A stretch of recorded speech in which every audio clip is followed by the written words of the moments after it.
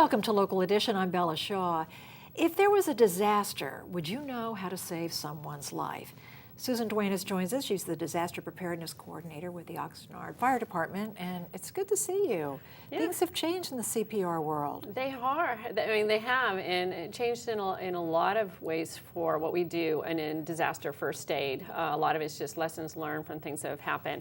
So today, I want to talk about 3 ways that you and everybody watching can help save a life. So it's very simple. So I brought my friend here, Buster. Oh, okay. I'm going to bring him up here. Say hello.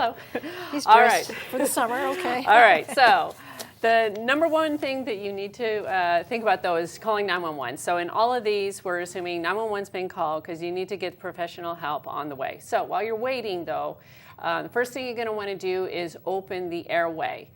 With an unconscious victim, the most common way the airway is going to be obstructed is by the tongue. It may relax back into the back of the throat. So the first thing you want to do with your unconscious victim is get them flat on their back. Now this is assuming you don't suspect any spinal injury, okay?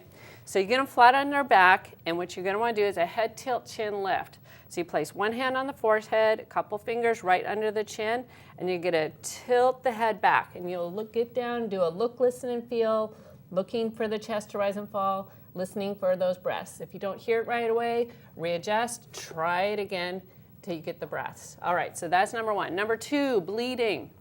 Did you know people can bleed to death in a matter of minutes? Yeah. Especially if it's from an arterial bleed.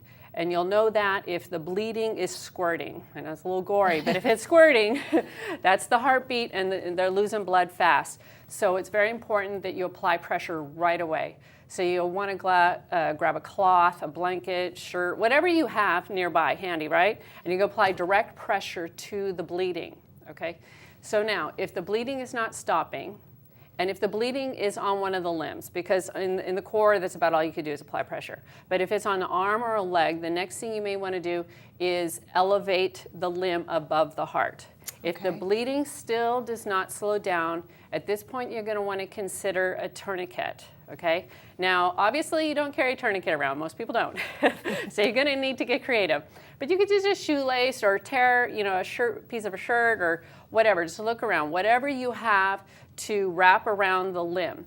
So wherever the bleeding is. So if the bleeding is right here, you do it about right here. You're going to go about 2 or 3 inches above the wound, closer to the heart.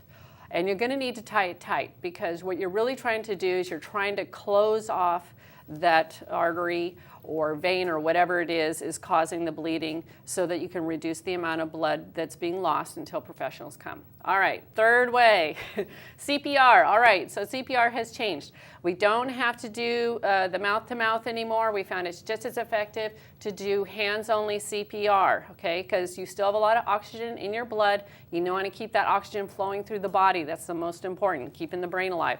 So you're going to interlock your hands. You're going to get right over the chest, and you need to go kind of fast, hard and fast, to the beat of Staying Alive. So you can either sing it or you can hum it, whatever you want to do. And you're going to go hard and fast.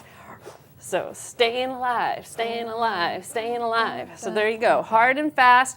And you're going to keep that going until help arrives, or they wake up and maybe say, hey, knock it off. But what are you doing? Exactly. But this is hard work. I got to warn you. If you're starting to do chest compressions, you're going to get tired really fast. So you're going to want to be looking around for anyone else to help and get them into a rotation until help arrives. Keep it going. Do not stop. Absolutely. And you can more than double their chances of survival. A lot of times that this. keeps going in the emergency, in the ambulance until they get to the hospital. They're going to jump right in and very take good. over. You compress 16 minutes into 5 minutes. Thanks for joining us here on Local Edition. I'm Bella Shaw.